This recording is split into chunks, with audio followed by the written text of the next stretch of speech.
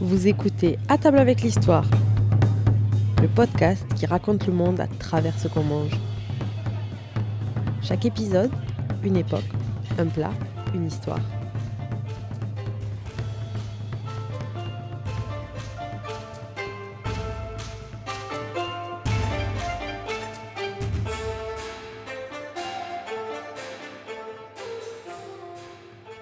Il y a des aliments qu'on mange distraitement, et puis il y en a d'autres qu'on mange sans savoir tout ce qu'ils portent. Le banh mi fait partie de cela. À première vue, c'est un sandwich. Un pain croustillant, encore tiède, du porc laqué ou grillé, des légumes croquants, légèrement vinaigrés, de la coriandre, du piment parfois. Un équilibre précis entre le chaud et le frais, le gras et l'acide. On le mange debout, sur un trottoir, en marchant, entre deux rendez-vous, souvent sans y penser plus que ça. Et pourtant, ce sandwich si banal en apparence est le produit d'une histoire lourde. Une histoire de domination, de dépossession, de violence politique, économique et culturelle. Mais aussi d'adaptation, de détournement, de survie et de réinvention. Car le banh mi n'est pas né d'un geste libre. Il est né dans un pays soumis à la colonisation. Un pays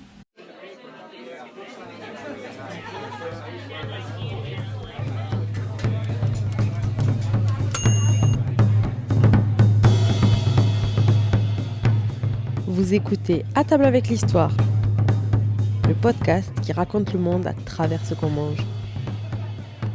Chaque épisode, une époque, un plat, une histoire.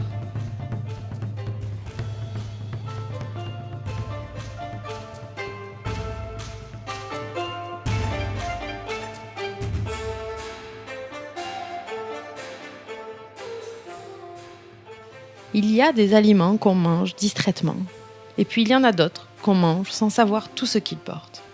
Le banh mi fait partie de cela. À première vue, c'est un sandwich. Un pain croustillant, encore tiède, du porc laqué ou grillé, des légumes croquants, légèrement vinaigrés, de la coriandre, du piment parfois. Un équilibre précis entre le chaud et le frais, le gras et l'acide. On le mange debout, sur un trottoir, en marchant, entre deux rendez-vous, souvent sans y penser plus que ça. Et pourtant, ce sandwich si banal en apparence est le produit d'une histoire lourde. Une histoire de domination, de dépossession, de violence politique, économique et culturelle.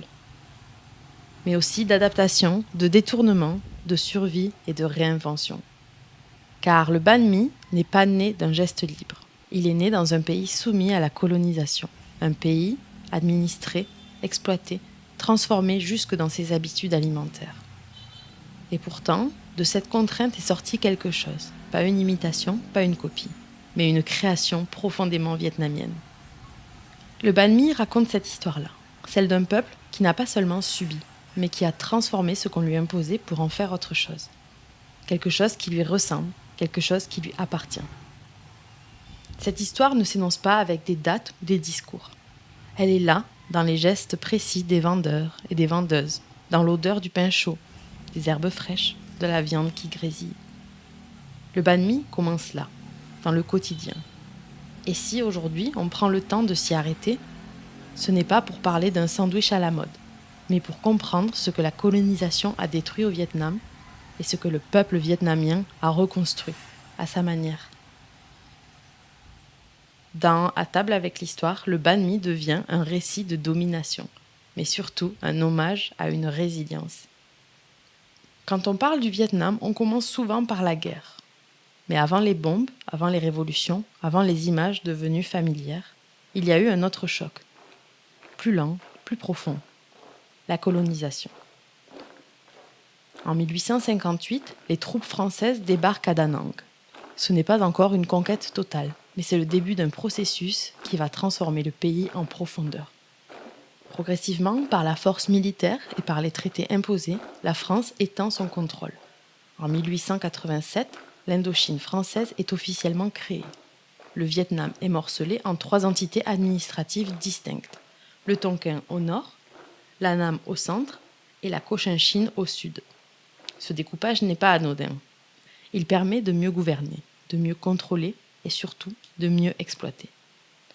Le discours officiel parle de progrès, d'ordre, de civilisation. Sur le terrain, la réalité est tout autre.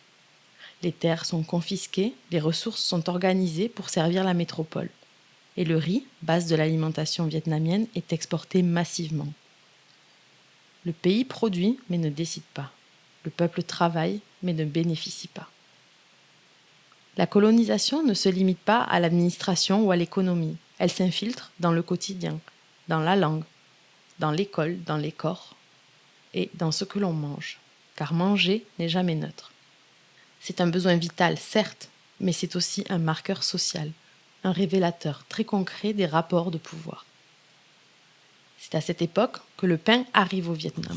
La baguette française, symbole d'Europe, de modernité, de raffinement, un pain blanc, léger, croustillant, qui tranche radicalement avec les céréales et les habitudes alimentaires locales. Mais ce pain n'est pas destiné à tout le monde. Il circule dans les quartiers européens, dans les administrations coloniales, dans les maisons des colons. Il est mangé par ceux qui gouvernent, pas par ceux qui subissent. Ce détail est fondamental, parce qu'il dit quelque chose de très simple.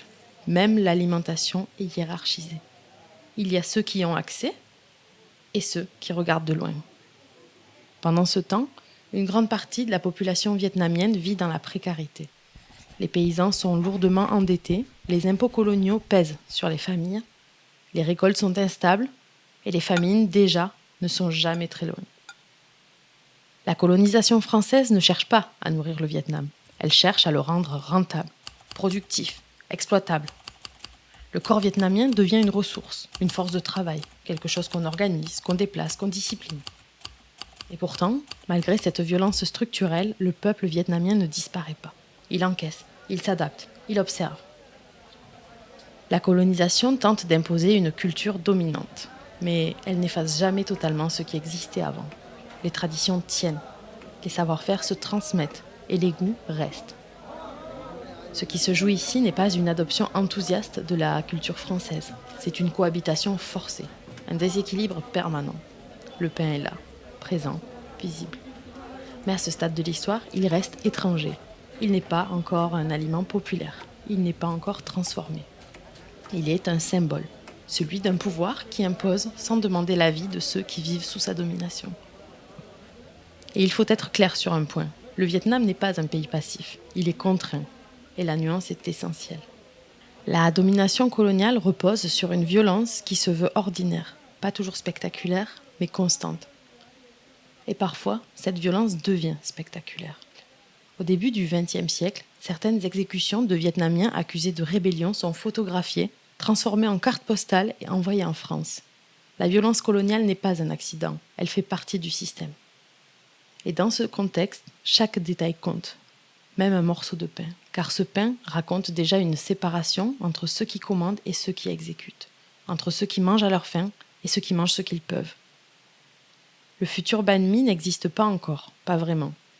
Il n'y a pas encore eu de transformation, mais il est un objet imposé, posé là, comme un rappel quotidien de la domination. Mais cette situation, aussi injuste soit-elle, ne va pas durer éternellement. Parce que les empires, même quand ils semblent solides, finissent toujours par se fissurer. Cette violence coloniale s'est installée là. Et puis, au début des années 1940, tout s'accélère. Et ce sont encore une fois les corps vietnamiens qui paient le prix. En 1939, la Seconde Guerre mondiale éclate en Europe. Au départ, elle semble lointaine, mais très vite, elle devient mondiale. Et l'Asie du Sud-Est est entraînée dans le chaos. Le Vietnam est alors sous domination française depuis des décennies, un système colonial dur, violent, mais relativement stable. Jusqu'en 1940. Cette année-là, la France est vaincue par l'Allemagne nazie. L'administration coloniale en Indochine vacille. Elle reste en place, mais elle est affaiblie, dépendante, sous pression. C'est à ce moment-là que l'armée japonaise entre au Vietnam. Officiellement, les Français administrent toujours le territoire. Dans la réalité, le pays est occupé. Pour le peuple vietnamien, il n'y a pas de changement positif. Il y a une superposition de domination, de puissance étrangère, de logique impériale. et toujours aucune prise sur son propre destin. Les structures agricoles, déjà fragilisées par des décennies d'exploitation, sont désorganisées. Le riz continue d'être réquisitionné pour nourrir les armées, pour soutenir l'effort de guerre, pour alimenter des circuits qui ignorent totalement les besoins de la population locale. Le pays produit toujours, mais le peuple, lui, commence à manquer de tout. Les transports sont perturbés, les récoltes mal distribuées, les stocks détournés, parfois détruits. Et peu à peu, la faim s'installe. Entre 1944 et 1945, le nord du Vietnam est frappé par une famine d'une ampleur sidérante. Les chiffres varient selon les sources, mais les historiens parlent de 1 à 2 millions de morts. Ce ne sont pas des statistiques abstraites, ce sont des villages vidés, des familles entières rayées de la carte, des corps trop faibles pour continuer. Cette famine n'est pas due à une fatalité climatique, elle est le produit direct de choix politiques et militaires. Le riz existe, mais il ne circule pas là où il devrait. On meurt de faim dans un pays qui nourrit les autres. À ce moment-là, l'illusion coloniale s'effondre complètement. La promesse d'ordre, de stabilité, de protection ne tient plus. Elle ne protège pas, elle ne nourrit pas, elle laisse mourir. Le quotidien devient une lutte élémentaire. Chercher quelque chose à manger, tenir debout malgré l'épuisement. Les habitudes alimentaires sont bouleversées. On remplace, on réduit, on improvise. La nourriture n'est plus une affaire de goût, de culture ou de tradition. C'est une question de survie immédiate. Et dans ce chaos, le pain est toujours là. Mais il a perdu ce qu'il représentait autrefois. Il n'est plus le signe tranquille d'un pouvoir sûr de lui. Il est pris, lui aussi, dans l'effondrement général. Le monde colonial tel qu'il fonctionnait jusque-là ne tient plus. La violence, autrefois contenue, devient visible, massive, impossible à dissimuler. La famine laisse derrière elle des cicatrices profondes. Mais elle fait aussi tomber une dernière illusion, celle selon laquelle la domination étrangère apporterait stabilité et sécurité. Le système colonial est toujours là, mais plus personne n'y croit vraiment. Dans les villes, comme dans les campagnes, quelque chose change. Pas encore une révolution visible, plutôt un frémissement. Des jeunes Vietnamiens commencent à regarder le monde autrement. Ils lisent, ils écoutent, ils discutent entre eux, dans des écoles, dans des ateliers, dans des cafés, parfois en secret. Ils découvrent des idées nouvelles, des idées nationalistes, anticolonialistes, parfois socialistes. Pas comme des théories abstraites, mais comme des réponses possibles à une question très concrète. Comment reprendre la main sur sa vie, sur sa dignité, sur son pays ? La faim, la guerre, l'effondrement des empires ont rendu ces idées audibles, crédibles et nécessaires. Ce ne sont pas encore des slogans, pas encore des drapeaux. Ce sont des conversations, des traductions, des réseaux discrets. Le pouvoir colonial est toujours debout, mais il ne tient plus que par habitude.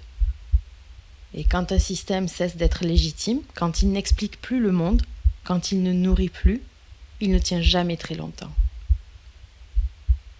Quelque chose est prêt. Et quand l'histoire va s'accélérer, ce ne sera pas par hasard. En 1945, tout va très vite. Le monde sort à peine de la guerre, les empires sont fragilisés, les certitudes se fissurent. Au Vietnam, ce qui circulait encore à voix basse devient visible. Les idées trouvent un terrain, les jeunes Vietnamiens qui lisaient, traduisaient, discutaient depuis des années ne sont plus les seuls. Ils sont rejoints, écoutés, suivis. Étudiants, ouvriers, instituteurs ou employés, une génération qui a grandi sous la domination coloniale, qui a connu la faim, la guerre, l'effondrement, et qui refuse que ce soit la seule trajectoire possible. Les idées nationalistes, anticolonialistes, parfois socialistes, ne sont pas des abstractions. Elles répondent à des questions concrètes. Comment décider pour soi-même ? Comment nourrir son peuple ? Comment ne plus vivre sous l'ordre d'un autre ? Quand le Japon capitule, à l'été 1945, le vide de pouvoir est immédiat. Cette fois, il ne reste pas longtemps vacant. Le 2 septembre 1945, à Hanoï, l'indépendance du Vietnam est proclamée. Ce moment est fondamental. Pas parce qu'il règle tout, mais parce qu'il affirme quelque chose de simple et radical. Le Vietnam veut se gouverner lui-même. La France tentera de revenir, la guerre reprendra, mais une ligne a été franchie. Le récit n'appartient plus aux colonisateurs. Cette période est un moment de réappropriation intense, politique évidemment, mais aussi culturelle, symbolique et quotidienne. Reprendre la main, ce n'est pas seulement proclamer une indépendance, c'est décider comment on vit, comment on se rassemble, comment on mange. Et c'est là que le pain change définitivement de sens. La baguette, autrefois réservée aux colons, devient autre chose. Elle est modifiée, allégée, adaptée au climat, au goût et aux produits locaux. On y met des viandes préparées à la vietnamienne, des légumes croquants, vinaigrés, des herbes fraîches, du piment. Le pain n'est plus un symbole de domination, il devient un support populaire, accessible, mobile. Le banh mi n'est pas une copie de la baguette française, c'est une transformation, une digestion de l'histoire. On prend ce qui a été imposé, on le détourne et on en fait quelque chose qui nous ressemble. Le banh mi naît de là, d'un geste simple mais profondément politique. Il se mange dans la rue, debout, rapidement. Il appartient à tout le monde. Ce n'est pas une cuisine d'élite, ce n'est pas une cuisine figée dans la nostalgie. C'est une cuisine vivante. En 1954, avec la défaite française à Dien Bien Phu, la colonisation prend fin. C'est la fin d'un monde, mais pas la fin des épreuves. L'histoire du Vietnam ne s'arrête pas avec l'indépendance. Elle continue, elle se complique, elle se fracture. Les années suivantes sont marquées par de nouveaux conflits, des divisions politiques, des violences prolongées. Et pour beaucoup de Vietnamiens, une autre forme de survie s'impose. Partir. À la fin des années 1970, des centaines de milliers de femmes, d'hommes, d'enfants quittent le Vietnam, par la mer, sur des embarcations fragiles, avec peu de choses. On les appellera les boat people. Ce ne sont pas des aventuriers, ce sont des familles, des corps fatigués, des gens qui n'ont plus d'autre choix que l'exil. L'exil devient une prolongation de l'histoire violente du pays, une autre manière d'encaisser, une autre manière de survivre. Ils arrivent en France, aux États-Unis, au Canada, en Australie. Ils emportent avec eux des gestes, des goûts, des recettes, une mémoire. Le banh mi traverse les frontières avec eux. Pas comme un symbole figé, mais comme un lien. Il se transforme encore. Il s'adapte aux produits disponibles, aux villes nouvelles, aux trottoirs étrangers. Il devient un point d'ancrage, un moyen de continuer à exister, de transmettre son discours. Pour les enfants nés ailleurs, le banh mi n'est pas forcément un souvenir du Vietnam. C'est le Vietnam lui-même, dans le quotidien, dans le goût. Aujourd'hui, si le banh mi est partout, ce n'est pas parce qu'il est tendance, c'est parce qu'il porte une histoire de déplacement, de survie, de transmission. Il raconte la colonisation, la guerre, la faim, l'indépendance et l'exil. Mais surtout, il raconte une chose essentielle, la capacité d'un peuple à ne pas se laisser définir uniquement par ce qu'il a subi. La puissance vietnamienne n'est pas une démonstration de force, elle est discrète, tenace, créative. Elle réside dans la transformation, dans la transmission, dans la vie quotidienne. Manger un banh mi, ce n'est pas voyager, ce n'est pas consommer de l'exotisme. C'est, sans le savoir, toucher du doigt une histoire longue, une histoire douloureuse, mais aussi une histoire de dignité. Un peuple qui a été colonisé, qui a été affamé, qui a été divisé, et qui, malgré tout, a trouvé des manières de se relever, de partir quand il le fallait et de transmettre ce qu'il était. Le banh mi n'est pas un symbole de fusion, c'est une archive vivante. Et c'est peut-être pour ça qu'il continue, encore aujourd'hui, à nourrir bien plus que des corps. Aujourd'hui, le banh mi n'est plus seulement dans les rues vietnamiennes de Hanoï. Il est partout. On le trouve à Paris, à Montréal, à Los Angeles, à Sydney, dans des quartiers vietnamiens bien sûr, mais aussi bien au-delà. Parce que le peuple vietnamien est partout lui aussi. Ce sandwich a voyagé avec la diaspora, avec celles et ceux qui sont partis par nécessité, par survie, par contrainte. Il a traversé les frontières, les océans, les langues. Et partout où il est passé, il a continué à raconter la même chose. Une cuisine simple, populaire, accessible. Une cuisine qui nourrit autant qu'elle relie. Le banh mi est devenu un symbole de la nourriture vietnamienne. Pas un symbole figé, pas une image de carte postale, un marqueur vivant. Il incarne une longue histoire, celle d'un pays colonisé, d'un peuple affamé, mais aussi celle d'une capacité immense à transformer, à transmettre, à continuer. Ce pain, autrefois imposé, est aujourd'hui pleinement vietnamien. Il n'appartient plus à une domination passée. Il appartient à celles et ceux qui le font, le mangent, le partagent. Alors oui, le banh mi est devenu mondial, mais pas parce qu'il serait neutre ou universel, parce qu'il porte une histoire forte, assumée, vivante. C'est un récit qui a traversé le monde, et c'est peut-être pour ça qu'il continue, encore aujourd'hui, à nourrir bien plus que les corps. La prochaine fois que vous croquerez dans un banh mi, pensez que ce n'est pas qu'un sandwich, c'est l'histoire de tout un peuple.